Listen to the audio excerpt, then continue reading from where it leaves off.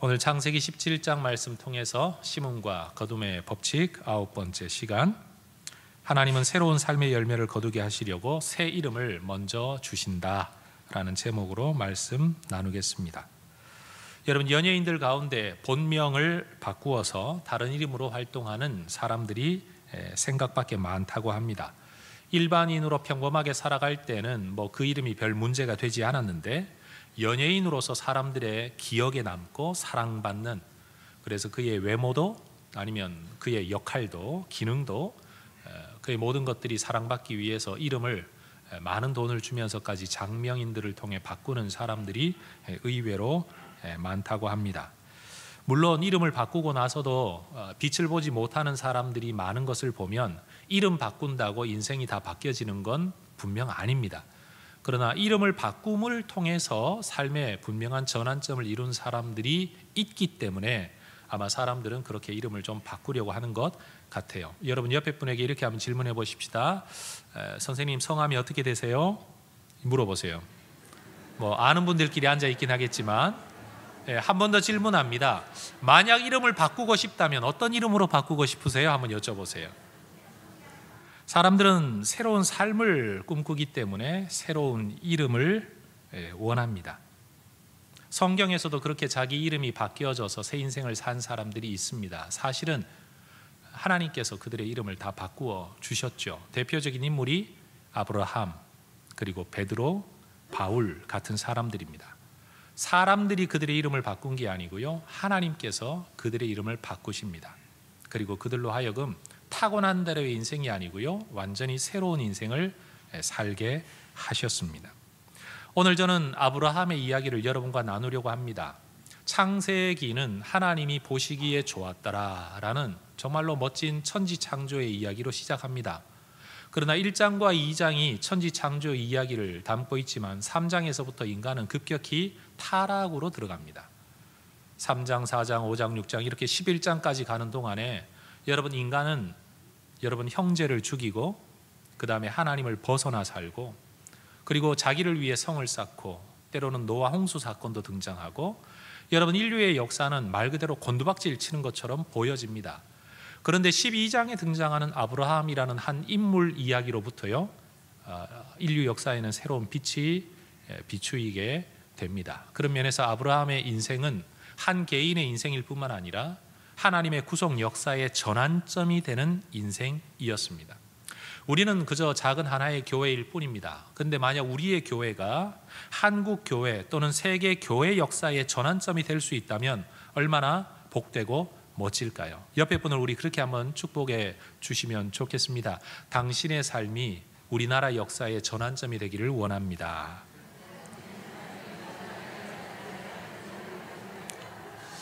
여러분의 존재가 해성교회 역사의 전환점이 되면 얼마나 좋겠습니까? 여러분이 우리 교회를 등록하고, 여러분이 우리 교회를 출석하고, 여러분이 우리 교회 직분자가 되고, 여러분이 우리 교회 사역자가 되었다는 것이 해성교회 역사의 전환점이 되면 얼마나 좋을까요? 더 넘어서서 말이에요, 해성교회가 대한민국 교회 역사의 한 전환점이 되는 교회가 될 수 있다면 얼마나 좋을까요? 인류 역사가 그렇게 곤두박질 쳤던 것처럼 대한민국 교회 역사가 곤두박질을 치고 있는 그때 그저 해화동 언덕에 솟아 있었던 한 교회가 하나님께 새로운 부름을 받고 그의 이름이 바꾸어지고 그들의 사명이 바꾸어지고 역할이 바꾸어져서 하나님의 구속 역사에, 하나님의 새로운 역사에 뭔가 그림을 그려낼 수 있다면 얼마나 보람되겠습니까? 여러분, 우리 교회가 그렇게 쓰임받을 수 있으면 참 좋겠습니다. 여러분의 자녀가 그렇게 쓰임받을 수 있기를 축복합니다. 그런데 여러분, 12장에서부터 이루어지는, 그리고 오늘 우리가 읽었던 17장에 이르기까지 아브라함의 인생은 처음부터 그렇게 멋지지를 않았습니다. 하나님은 우리 인류가 그저 비참한 고난 가운데 태어나서 죽지 못해 살다가 때가 되어 죽어가는 그런 인생이 되기를 우리 하나님은 원치 않으셨습니다. 우리 하나님께서 우리를 향해 가지고 있는 뜻은 아주 분명합니다. 그리고 예수님께서 이 땅에 오신 이유도 굉장히 분명합니다. 세상을 죽이기 위해, 심판을 하기 위해 오신 게 아니라 사랑 때문에 오셨고 구원하기 위해 오셨습니다. 제가 정말로 좋아하는 성경 구절, 요한복음 10장 10절의 말씀, 내가 온 것은 양으로 생명을 얻게 하고 더 풍성히 얻게 하려는 것이라. 바로 그 풍성한 생명, 생명도 그냥 생명이 아니라 풍성한 생명을 위해 예수님이 이 땅에 오셨다는 겁니다. 그 예수님이 이 땅에 오시고 내가 그 예수를 믿었으면 우리의 삶에는 바로 그 하나님이 원하시는 풍성한 생명이라는 것이 우리에게 경험되어지고 누려져야 되고 그래야 마땅한 거예요. 왜냐하면 그것이 하나님의 뜻이기 때문입니다. 하나님은 이 계획을 가지고 계셔서 우리를 향한 이 사랑 때문에 우리를 부르십니다. 그러나 그 부르심은 때때로 우리에게 부담이 됩니다. 왜냐하면 살던 대로 살지 못하기 때문입니다. 우상장사의 아들로 태어나서 우상 섬기는 집안의 사람이었던 아브라함, 하나님은 그에게 너의 친척을 떠나 고향을 떠나 아버지의 집을 떠나 내가 너에게 지시할 땅으로 가라라고 말씀하셨습니다. 여러분, 미래를 바라보면 이 말씀은 굉장히 부담입니다. 왜요? 알지 못하는 땅으로 가야 하니까요. 살던 곳에서 살지 못하니까요. 안정을 누릴 수가 없으니까요. 그러나 또 다른 측면에서 보면 하나님의 이 부르심은 아브라함에게는요, 새 인생의 시작과 출발점이었습니다. 만약 하나님이 부르지 않으셨다면 그는 살던 대로 살았을 겁니다. 그러나 하나님의 뜻대로 들어가려고 하면 그에게는 결단이 필요했습니다. 뭔가 이전과는 끊어지고 새로움이 필요했다는 사실이죠. 여러분, 우리에게도 이런 결단이 필요합니다. 하나님의 부르심은 때때로 우리에게 부담으로 다가올 수 있습니다. 하나님의 성경 말씀은 우리에게 부담이 될 수도 있습니다. 왜요? 살던 대로 살지 못하기 때문에 부담입니다. 살아왔던 만큼의 최소한의 안정을 우리에게 보장해 주지 못하기 때문에 두려움일 수 있습니다. 그러나 기억해야 됩니다. 말씀을 따르면 부담이 되기는 하지만 하나님의 새로운 삶으로 들어가게 될 것이고, 말씀을 따르지 않으면 편안할 수는 있죠. 익숙한 대로 살 수는 있습니다만 살던 대로만 살아갈 수밖에 없는 겁니다. 그러니 하나님의 말씀 앞에서 우리는 생각을 해야 됩니다. 부담이다라고만 생각할 게 아니라, 설교를 들을 때 야, 그 말씀 어떻게 다 지키면서 사냐라고만 생각할 게 아니라, 그래, 그 말씀 안 지키고 사는 것도 내 자유이지만 그 말씀을 따르지 않고 순종하지 않고 도전하지 않으면, 변화되지 않으면 나는 아마 그냥 살던 대로 살 거야. 그러니 살던 대로의 삶을 택하든지 아니면 말씀을 따라 하나님의 풍성한 생명의 새로운 삶으로 들어가도록 도전할 건지, 여러분, 우리는 결단을 해야 된다는 겁니다. 저는 이 교회에 속해 있는 우리 모든 성도님들께서 때로 부담이기는 하지만요, 여러분, 결단할 수 있기를 소망합니다. 그게 저의 바람이고 우리 하나님의 소원이라고 저는 믿습니다. 자, 따라하십시다. 살던 대로 살 것인지 은혜로 들어갈 것인지 우리는 결단해야 됩니다. 여러분, 한번 생각해 보십시오. 새로운 길, 부모의 집을 떠나고 고향을 떠나고 아버지의 집을 떠나고 친척 떠나고 다 떠나라 하는 것 분명 부담입니다만, 다르게 생각해 보면요, 우상장사의 아들을 불러주신 하나님의 은혜, 그건 분명 은혜였습니다. 한쪽으로는 부담이지만 한쪽으로는 은혜였다는 말입니다. 하나님이 오늘 우리에게 말씀하시는 것은 분명 내가 살아왔던 삶의 관점에서 보면 부담입니다. 그러나 하나님의 관점에서 보면 그것은 은혜입니다. 이렇게 부름받은 아브라함은 하나님을 예배하는 자가 됩니다. 여러분, 예수를 믿는 자와 믿지 아니하는 자의 가장 큰 차이가 뭡니까? 그건 바로 예배입니다. 여러분, 창세기 12장 7절과 8절에도 그는 제단을 쌓고 여호와의 이름을 부르는 자로 변화되어졌습니다. 교회 안에 있는 자와 교회 밖에 있는 자의 가장 큰 차이는요, 예배하는 것입니다. 그러나 예배가 전부가 아니죠. 예배 드린다고 해서 인생이 바뀌는 것 아니고, 예배는 인생의 첫걸음, 신앙의 첫걸음일 뿐이지 신앙의 완성은 분명 아닙니다. 아브라함이 예배자가 되기는 했지만 그의 인생의 가치관과 선택은 여전히 하나님의 말씀과 하나님의 뜻에 부합되지는 못했습니다. 그는 먹고 사는 문제 앞에서, 다시 말해 기근이 임하게 되자 그는 하나님의 약속의 땅, 그 가나안 땅에 머물기보다는 애굽이라는 풍요의 땅으로 나아갑니다. 기도도 하지 않습니다. 하나님께 묻지도 않습니다. 눈에 보기 좋은 것을 선택하는 겁니다. 애굽으로 들어가는데 여전히 그 땅은 내가 익숙한 땅이 아닙니다. 타민족들이 살고 있습니다. 내 삶의 안정이 보장되지를 못합니다. 그래서 그가 하는 말이 자기 아내를 두고 누이라고 속입니다. 왜요? 아내를 빼앗아 가고 나를 죽일까 봐 겁이 나서 아내를 누이라고 속이는 최소한의 계략을 가지고 자기 삶의 안정을 보장받기를 원했던 것이 아브라함입니다. 그는 예배자입니다. 예배하는 자입니다. 요즘 말로 하면 교회 나오는 사람입니다. 주일마다 교회 가는 사람입니다. 그런데 그가 세상을 살아가는 방식은 돈 버는 것 따라서, 세상에 좋은 것 따라서, 이익을 따라서, 때로는 거짓말과 속임을 통해서 나의 삶의 안정을 보장받기 위해 살아간다는 겁니다. 우리만 그런 게 아닙니다. 아브라함도 그랬습니다. 그러나 하나님은 그런 아브라함에게도 은혜를 베푸십니다. 왜요? 그런 하나님은 아직도 그가 성장과 성숙의 과정이 필요하다는 것을 알고 계시기 때문입니다. 신앙이 전혀 없어 보이는 아브라함의 이러한 선택의 과정을 통해서도 하나님은 은혜를 베푸셨고, 그 은혜의 과정을 통해 아브라함은 배워갑니다. 풍요의 땅이라고 해서 항상 좋은 게 아니구나. 가난한 땅이라고 해서 하나님이 은혜를 못 주시는 게 아니구나. 내가 나의 삶의 안정을 위해 인간의 계략과 거짓말을 사용하지 않더라도 하나님은 초자연적인 방법을 통해서라도 내 삶의 안정을 지켜주시는구나. 여러분, 그렇게 하나님을 알아가는 겁니다. 따라하십시다. 기독교인에게 있어서 인생이라는 것은 하나님을 알아가는 과정입니다. 내가 예수를 믿고 오늘 죽어서 천국 가면 그만이다, 그게 아니고요. 하나님 우리에게 원하시는 게 있습니다. 이 땅에 살아가는 동안에 하나님을 알아가라는 것이에요. 내게 시간이 주어지는 것은 그 시간을 통해, 문제가 주어지는 것은 문제를 통해, 기쁨이 주어지는 것은 기쁨을 통해, 은혜가 주어지는 것은 은혜를 통해, 무슨 일을 통해든지 우리는 하나님을 알아가기 위한 과정으로 이 땅을 살아가는 겁니다. 이미 시작한 예배이지만 어제와는 다른 예배를, 작년에 드렸던 예배와는 또 다른 예배를, 10년 전에 드렸던 신앙과는 또 다른 신앙 인격을 가지고 하나님을 신뢰하고 하나님을 예배하고 하나님을 사랑하고 그 하나님을 세상 가운데 전하라고 하나님은 우리에게 인생이라는 것을 허락하신다는 거죠. 예수님이 구세주다, 하나님이 천지창조의 주인이시다라는 사실, 지식적인 것만을 가지고 이야기하면 10년 전이든 20년 전이든 오늘이든 뭐가 다를 게 있겠습니까만, 여러분, 아브라함의 인생의 과정을 보면 하나님은 그에게 계속해서 하나님이 어떤 분인지를 알려주십니다. 그러나 이렇게 성장해 가는 과정 속에 있는 아브라함이라고 할지라도 여전히 인생의 가장 큰 문제, 아브라함에게 있어서는 후손이 없다는 문제 앞에서 그는 여전히 답답했습니다. 인간의 방법을 또 사용하지요. 여러분, 종을 맞이하여 아들을 낳습니다. 하갈이라는 여인을 통해 이스마엘을 낳지만 이는 약속의 아들이 아니었습니다. 그리고 당장 아들을 낳기는 했지만 상속자가 될 수는 있겠지만, 그러나 이것은 이 가정에 또 다른 문제를 불러 일으킵니다. 그는 여전히 예배하고 있습니다. 여전히 하나님을 알아가고 있습니다.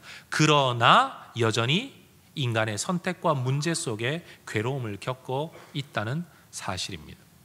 예배당에 앉아 있다고 해서 여러분, 우리가 다 모든 삶의 영역에서 믿음대로, 신앙대로, 성경대로, 하나님의 뜻대로 살아갈 수 있는 건 아닙니다. 따라하십시다. 우리는 성장해 가고 있습니다. 여러분, 그래서 같은 교회를 다니고 있어도요, 교회 안에 있는 사람들이 다 천차만별인 겁니다. 어떤 사람은 예배할 줄은 알지만 인격과 삶과 돈과 관계의 문제에 있어서는 너무 세속적인 사람이 있고요. 또 어떤 사람들은 많은 인생의 훈련과 연단 끝에 참 많이 성화되어진 그런 사람도 교회 안에는 있는 겁니다. 예배한다고 사고방식이 한꺼번에 바뀌는 게 아니고, 예수를 믿는다고 가치관이 한꺼번에 바뀌는 건 아니라는 거죠. 바로 이런 과정에서 하나님은 아브라함에게 새 이름을 주십니다.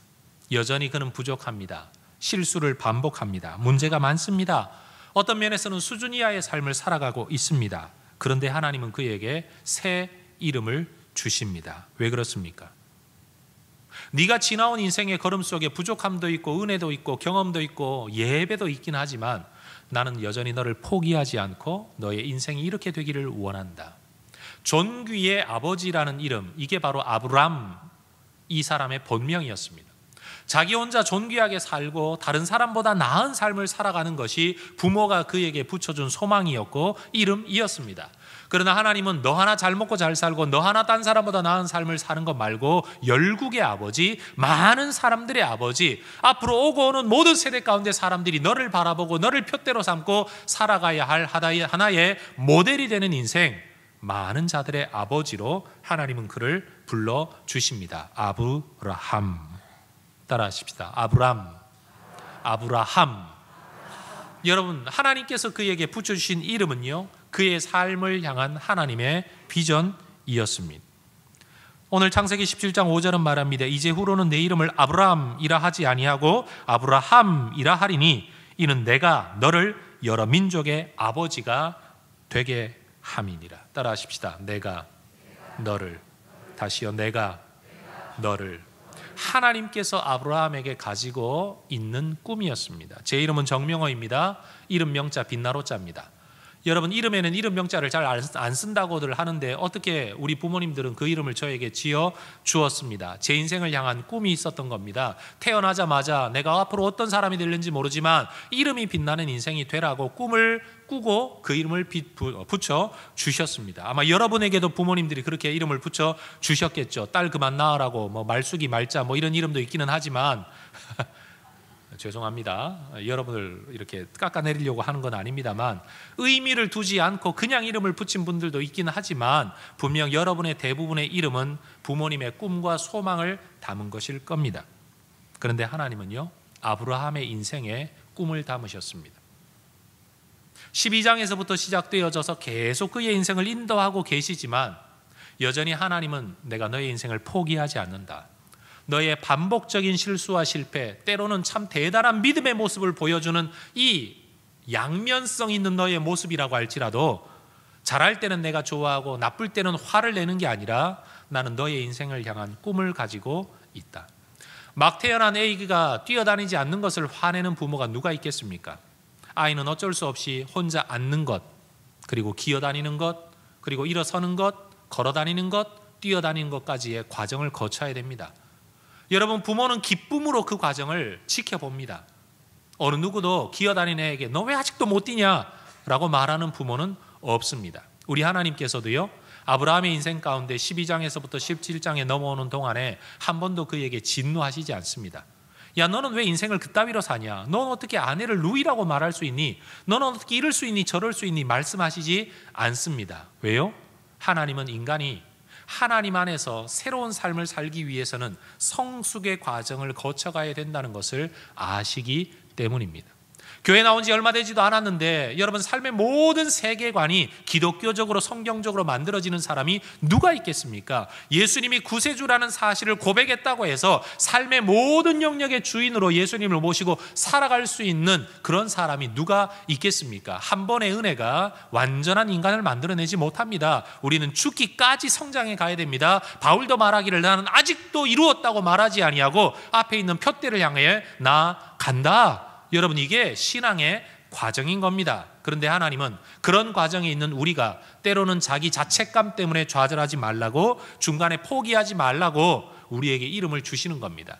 네가 가야 할 방향이 어딘지, 내가 너를 통해 이루고자 하는 것이 무엇인지, 내가 너의 인생에게 어떤 꿈을 꾸는지.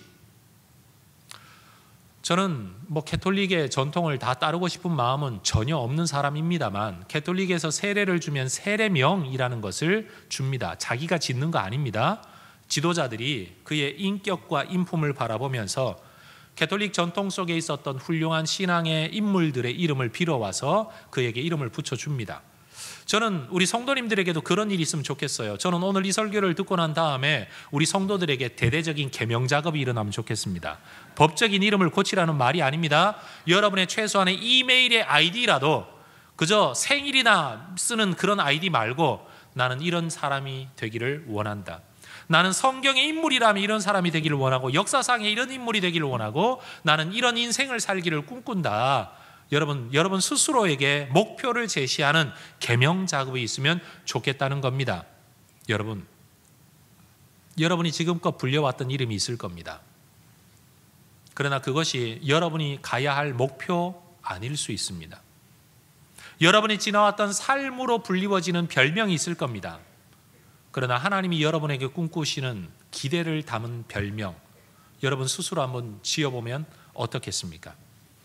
이번 미국 여행을 통해서 여러 가지 생각들이 참 많았습니다. 꿈을 꾸고 비전을 심고 기도를 심는 가운데 오늘 이 설교를 위해서 아브라함이라는 사람을 묵상할 때요, 아비라는 단어가 아버지라는 뜻이거든요. 라함이라는 말은 많다는 뜻입니다.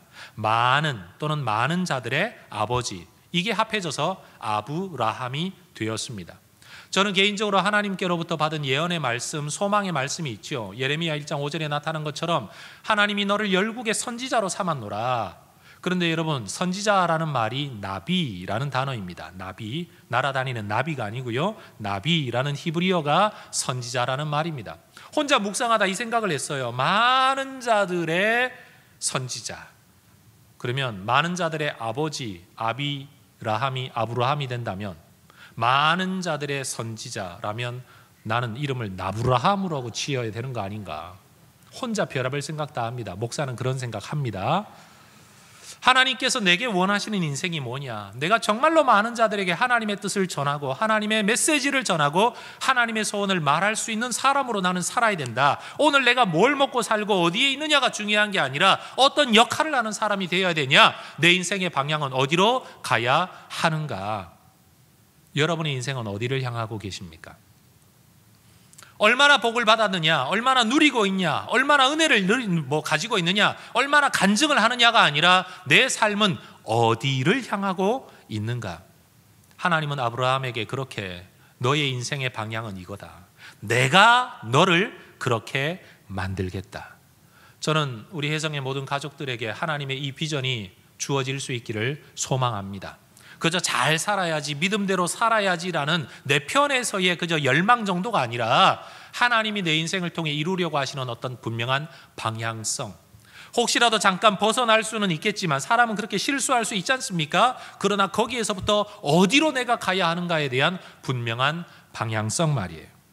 하나님은 아브라함이 살아오는 동안에 그를 책망하거나 질책하지 않으십니다. 길을 좀 벗어나면 때려서라도 가운데로 들여 놓을 거라고 우리는 생각을 하는데, 다시 말해 우리가 죄를 지으면 하나님이 우리를 막 혼내실 것 같은데 하나님은 아브라함을 그렇게 다루지 아니하십니다. 오히려 너의 인생이 어디로 가야 되는지, 나는 네가 열국의 아비가 되기를 원한다. 많은 자들의 아버지가 되기를 원한다.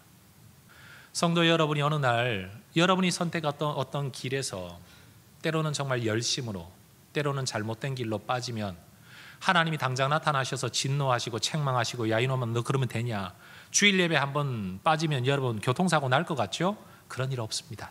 우리끼리 솔직히 말씀드리는데 그런 일 없습니다. 그런다고 해서 하나님께서요 사사건건이 여러분에게 뭔가 말씀하시지를 않습니다. 오히려 이런 과정을 통해서 네가 예배를 드릴 때와 드리지 않을 때 너에게 진정한 유익이 뭐가 있는지를 오히려 깨달아 가기를 원하셔서 기다리십니다. 수많은 사람들이 교회를 떠나 있습니다. 마음의 상처 때문에, 아픔 때문에, 또 다른 기대의 좌절 때문에 교회를 떠나 있습니다. 여러분, 하나님이 그러면 당장 두드려 패서라도 데리고 들어오셔야 될 것 아닙니까? 근데 하나님 그렇게 안 하십니다. 그리고 오히려 말씀하시죠. 너희들을 향한 진정한 내 꿈은 너희들이 풍성한 생명을 누리고 사는 것인데, 그렇게 예배를 떠나고 교회를 떠나고 말씀을 떠나고 찬양을 떠나고 기도를 떠나 살아가는 너희의 삶에 진짜 풍성한 생명이 있는지를 말씀하십니다. 그리고 그것을 깨우쳐 주라고 우리에게 그들을 전도하라고, 그들을 섬기고 돌보라고 말씀하고 계십니다. 여러분, 성도 여러분, 하나님의 말씀대로 살지 않으면 당장 하나님이 무슨 진노하실 것 같고 벌을 내리실 것 같은 두려움 속에 있다면 여러분 좀 자유하셔도 괜찮습니다. 그러나 기억하십시오. 하나님은 우리에게 때때로 부담되는 길로 부르시고 본토 친척 아버지의 집을 떠나라고, 고향을 떠나라고, 친척을 떠나라고, 아버지의 집을 떠나라고, 이제껏 살아왔던 삶의 양식을 떠나라고 말씀하실 때 그건 우리를 괴롭히시기 위함이 아니고요, 정말로 우리 인생에 하나님이 꿈꾸시는 비전이 있기 때문입니다. 그리고 그것은 우리가 생각지도 못했던 삶의 기쁨일 것입니다. 저는 하나님께서 여러분에게 새 이름을 주시기를 원합니다. 그것은 어떤 면에서 우리가 바라보아야 할 삶의 표대이고요, 또 다른 면에서는 그 비전이라고 말할 수도 있는 것입니다.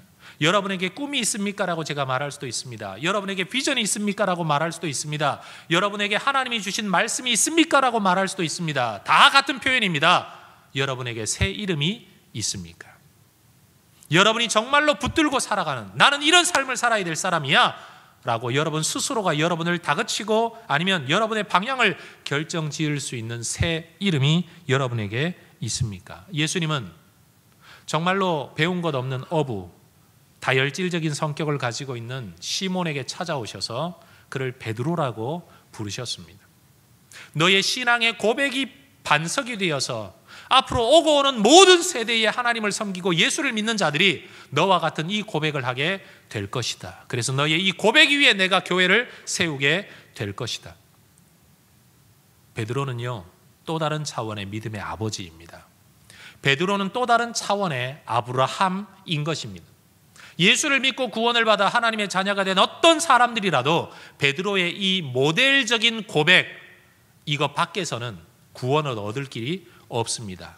우리 주님은 그리스도이십니다. 메시아이십니다. 하나님의 아들이십니다. 이 고백 저도 하고 있고 여러분도 하고 있지 않습니까? 그런 면에서 베드로는 우리의 믿음의 아버지이죠. 이름이 베드로이냐 아브라함이냐 그게 중요한 게 아닙니다. 우리 하나님께서 원하시는 인생의 걸음을 걸어가 후대에 오는 사람들에게 여러분 목표가 될 수 있고 모델이 될 수 있는 인생. 여러분의 인생을 떠날 때 여러분의 자녀들에게 너는 나처럼 살지 말아라 말씀하시겠습니까? 아니면 야, 내가 잘 살지는 못했지만 그래도 내가 방향은 바로 살았다. 너도 네가 올바른 방향을 가지고 살기를 원한다. 그렇게 말씀하시겠습니까? 어떤 시도 있지 않습니까? 산속에 눈길을 걸을 때 조심해야 된다. 왜냐하면 뒤따라오는 사람들이 그 길을 따라올 것이기 때문에. 여러분, 저는 제 인생이 어떤 누군가에게, 내 후대의 목회자들에게 하나의 모델이 되면 좋겠습니다. 소박한 저의 꿈입니다. 또 다른 아브라함이죠. 목회자들의 아버지. 내가 잘났다는 뜻이 아닙니다. 내가 낫겠다는 뜻이 아닙니다. 그저 저런 방향으로 살면 바로 사는 거구나. 죽을 때까지. 뭐 대단한 기적을 일으키지는 못해도, 대단한 열매를 만들지는 못해도 한 목사가 이렇게 살다가 저렇게 은퇴하고 저렇게 세상 떠나는 걸 보니까 저렇게 살면 잘못 산 건 아니겠다. 최소한 그 모델이라도 보여질 수 있으면 얼마나 좋겠습니까? 따라하십시다. 우리는 아브라함이 되어야 합니다. 여러분, 존귀의 아버지. 여러분, 아브라함의 아버지는 그렇게 그의 자식이 다른 사람과 비교해서 존귀한 자가 되기를, 그 사람이 복되게 살기를 원해 존귀의 아버지라는 뜻으로 아브라함이라고 이름을 지어 주었습니다. 얼마나 개인적입니까? 우리 모두가 우리 이름을 가지고 있는 것처럼 말이에요. 그러나 하나님은 그에게 너 하나 잘 되고 너 하나 복 받고 너 하나 딴 사람보다 나은 인생이 아니라 네가 모든 사람을 복되게 하고 복의 통로가 되고 복의 근원이 되고, 그렇게 12장에서부터 주셨던 바로 그 하나님의 비전, 그것을 17장에 와서는 이름으로 다시 주시는 겁니다. 새로운 이름이 아니었습니다. 부름받을 때부터 주어졌던 바로 그 비전이 이름의 형태로 다시 주어진 것일 뿐인 겁니다. 여러분은 어떤 삶을 하나님 안에서 살기를 원하십니까? 여러분은 어떤 기도를 해 오셨습니까? 여러분은 이 교회를 두고 내가 이 교회를 내 교회로 섬기겠다고 말씀할 때 여러분은 이 교회 안에서 어떤 역할 하기를 원하십니까? 여러분은 이 교회가 어떤 교회가 되기를 원하십니까? 여러분, 한동안 한국 교회 안에 교회 이름을 바꾸는 것이 굉장히 유행처럼 번졌던 때가 있었습니다. 왜냐하면 옛날에는 이동이 많지 않고 한 동네 살면 죽을 때까지 대부분 그 동네를 살기 때문에 교회 이름은 주로 동네 이름을 땄죠. 어느 동네를 가든지요, 제1교회라고 이름이 붙어 있으면 그 동네에서 제일 먼저 생긴 교회입니다. 뭐 따질 필요가 없어요. 교회 역사 따질 필요가 없어요. 어느 도시든지 그 도시 이름 붙이고 제1교회 그러면 그 동네에서 제일 먼저 생긴 교회입니다. 두 번째 생긴 교회는요, 제2교회 안 붙입니다. 기분 나빠가지고 중앙교회라고 붙입니다. 그리고 몇 교회가 생기고 나면 그 다음에 제2교회, 제3교회가 생깁니다. 여러분, 그런데 사람들이 이제는 동네 이름으로 제1, 제2 언제 생겼다는 것 아니라 우리 교회는 어떤 교회가 되기를 원한다. 샘의 원천 같은 교회가 되기를 원한다. 원천교회도 있고요. 뭐 맑은 샘 교회도 우리 노회 안에도 있고요. 어떤 교회는 꿈꾸는 교회, 하나님께 드려진 교회라 드림교회라고 이름을 붙이기도 하고요. 여러분, 다른 사람들과 함께 어우러져 살겠노라고 우리 교회도 있고요. 뭐 나누는 교회도 있고요. 사랑 많은 교회가 되라고 사랑의 교회도 있고요. 어쨌든 꿈과 비전을 담고 교회 이름을 짓습니다. 저는 혜성교회 이름을 바꾸고 싶은 마음은 없습니다만, 여러분은 혜성교회가 어떤 교회가 되기를 원하십니까? 하나님, 나는 혜성교회가 이런 교회가 되기를 원합니다라고 혜성교회를 기억할 때마다, 기도할 때마다 혜성교회의 별명을 붙이고 싶은 어떤 꿈이 여러분에게 있으십니까? 저는 하나님께는 이 꿈이 있다고 믿습니다. 그리고 그 꿈이 우리 모두에게 공유되어질 수 있으면 참 좋겠습니다. 여러분의 아들에게 어떤 이름을 붙였을 겁니다. 딸에게 어떤 이름을 붙였을 겁니다. 그런데 여러분 그저 그 아이의 삶이 어떻게 되기를 여러분은 꿈꾸며 그 아이가 복받고 어떤 삶이 되라고 이름을 붙였을 겁니다. 그런데 한번 생각해 보십시오. 하나님 안에서 이 아이가 어떤 인생을 살기를 원하시는지 생각하고 여러분의 자녀에게 또 다른 이름 한번 붙여주면 어떨까요? 누구야? 너는 하나님 안에서 이런 인생 살면 좋겠다. 이름과 별명. 여러분 너 하나 잘 되라는 어떤 이름보다는 하나님 나라에서 네가 이런 역할을 하면 좋겠다. 해성교회, 그래 은혜의 동산, 은혜의 성, 해성교회, 해화동과 성북동 사이에 있어서 해성교회, 이 중의적인 이름을 가지고 있는 해성교회를 넘어서서 너희가 이 시대에 어떤 역할을 하는 교회가 되면 좋겠다. 하나님의 이런 모습을 드러내는 교회가 되면 좋겠다. 우리 모두가 꿈꾸고 기도할 수 있으면 얼마나 좋을까요? 하나님은 우리가 열매가 없다고 해서 버리지 않습니다. 저는 그런 하나님을 믿습니다. 우리 하나님께서는 우리가 열매를 맺을 수 있도록 기다리십니다. 돌보십니다. 은혜를 베푸십니다. 그러면서 우리에게 끊임없이 말씀하십니다. 나는 너희들이 열매 없는 자가 되지 아니하고 열매 있는 자가 되기를 원한다. 그게 내 뜻이다. 내 꿈이다. 그리고 너희가 그 열매를 맺을 수 있도록 나는 끊임없이 너희들에게 가지를 쳐낼 것이다. 그리고 나는 너희들이 이런 아브라함의 이름을 가지게 되기를 원한다. 우리 교회는 예배 때마다 블레싱 기도라는 것을 합니다. 왜 합니까? 그게 우리 교회 사명이기 때문입니다. 최소한 우리가 이 지역에 세워진 교회로서, 우리가 이 나라에 속해 있는 교회로서, 이 지역에 서 있는 교회로서 이 지역과 나라 그리고 내 주변의 사람들을 위해서 하나님의 복의 통로, 또 다른 아브라함의 기도인 거죠. 하나님, 우리가 정말 아브라함이 되기를 원합니다. 이게 블레싱 기도입니다. 하나님, 내가 정말로 복음의 통로가 되기를 원합니다. 하나님의 은혜의 통로가 되기를 원합니다. 우리의 사명을 잊지 않기 위한, 그저 나 하나 복받고 나 하나 잘 먹고 잘 살고 나 하나 은혜를 받고 내 하는 일이 잘 되고 내 문제가 해결되기 위한 예배자가 되는 게 아니라 정말로 우리가 하나님이 원하시는 그 꿈이 이루어지는 교회 공동체가 되기를 원해서 굳이 예배 때마다 블레싱 기도라는 것을 우리가 하는 겁니다. 그때마다 우리는 간절히 기도해야 됩니다. 맞습니다. 하나님, 나도 은혜를 받아야 되지만 우리는 이런 사명을 감당해야 됩니다. 이게 우리를 불러주신 하나님의 뜻입니다. 여러분, 이런 꿈이 우리에게 있어야 된다는 말이죠. 여러분, 저는 우리 부모님이 정명호라고 이름을 지어 주었지만 저는 제 스스로 이름의 의미를 다시 부여했습니다.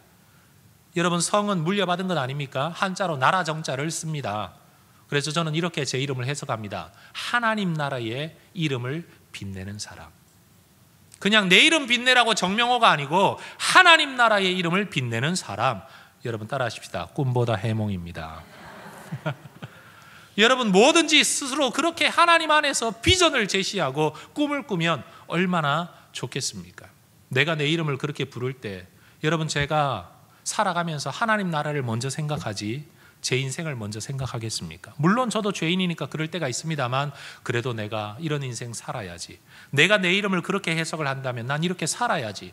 나는 먼저 그의 나라와 그의 의를 구하는 사람이 되어야지. 여러분, 여러분의 이름을 부를 때 그저 잘 먹고 잘 사는 주어진 이름이 아니라 하나님 나라 안에서 주어진 이름으로 여러분의 인생의 표대를 늘 기억하시면 좋겠습니다. 여러분, 목표를 잃지 맙시다. 하나님 안에서 열매 맺는 인생이라는 것이 그저 기적 많고 돈 많이 버는 인생이 아니라 내가 추구하는 일들마다 좋은 결과를 만들어내는 그런 인생이 아니라 하나님이 내게 원하시는 것을 내가 추구하며 힘쓰며 살아가는 인생. 그래서 하나님은 열매 없는 우리에게 새 이름을 주십니다. 왜요? 그 열매, 너는 이 열매를 거두기 위해 네 인생 살기를 원한다라고 우리가 방향성을 놓치지 않게 하시려고 새 이름을 주시는 겁니다. 이 17장 이후로 넘어가면 여전히 아브라함은 연약한 모습도 있지만 그는 자기의 방향성을 가지고 살아갑니다. 믿음은 그렇게 성장해 가는 것이고 신앙생활은 바로 그러한 것입니다. 바로 이 신앙의 여정이 있는 저와 여러분이 여러분 새로운 이름 하나 부를 수 있으면 좋겠습니다. 오늘부터 성경 읽을 때마다 성경의 인물들을 만날 때마다 야, 이 사람 정말 멋지다. 난 이런 사람처럼 되면 좋겠다. 여러분 스스로에게 여러분이 이름을 지어 주십시오. 기도하는 가운데 하나님이 말씀 가운데 기도 가운데 은혜를 주시거들랑 그 은혜를 담아서 여러분 스스로 영어로 짓든지 아프리카 말로 짓든지 러시아 말로 짓든지 불어로 짓든지 무슨 이름이 되었든지 간에 여러분 스스로 여러분 인생의 표대의 이름을 지으십시오. 하나님이 여러분에게 주시는 새 이름이 바로 우리가 나아가야 할 삶의 방향성이 될 겁니다. 자, 옆에 분에게 이렇게 한번 질문해 보십시다. 여러분, 당신은 내게 어떤 이름을 지어주고 싶습니까? 자, 이름 한번 지어줘 보십시오. 이름 지어준다고 호적 바뀌지 않습니다. 부부 간에, 부모 자녀 간에, 성도들의 교제 안에서, 목장 안에서 여러분 이 아름다운 교제를 한번 나눠 보십시오. 지금 당신은 왜 그따위로 사냐? 왜 그거밖에 안 되냐? 야, 그 집사는 말이야 인격이 그거밖에 안 되냐? 걔는 왜 그렇게 말이 많니? 걔는 왜 사는 게 그 모양 그 꼴이냐? 이렇게 말하지 말고요. 성도들끼리 모였을 때 하나님이 그에게 원하시는 삶의 방향의 이름으로 한번 불러줘 보세요. 오늘 목장 모이면요, 이제 그 별명으로 부르는 겁니다. 그리고 그의 삶이 그 꿈을 향해 나아갈 수 있도록 격려해 주는 겁니다. 기다려 주는 겁니다. 그리고 기도로 축복해 주는 겁니다. 야, 무슨 집사 걔는 왜 그래? 라고 말하는 게 아니고 기다려 주는 거죠. 아이들을 보면서도 야, 너는 왜 그거밖에 안 되냐고 말하는 게 아니라 네 인생을 향해 하나님이 내게 이런 소망을 주셨는데, 내 자식이지만 내가 너를 위해 기도할 때 하나님이 내게 이런 꿈을 주셨다. 그래서 내가 최소한 이 이름으로 너를 부르고 싶다. 네 인생 어떻게 될는지 모르지만 나는 너를 향해 이런 꿈을 가지고 기도하고 있다. 여러분, 이 새 이름으로 서로가 서로를 불러줄 수 있기를 축복합니다. 합심해서 한번 기도하십시오.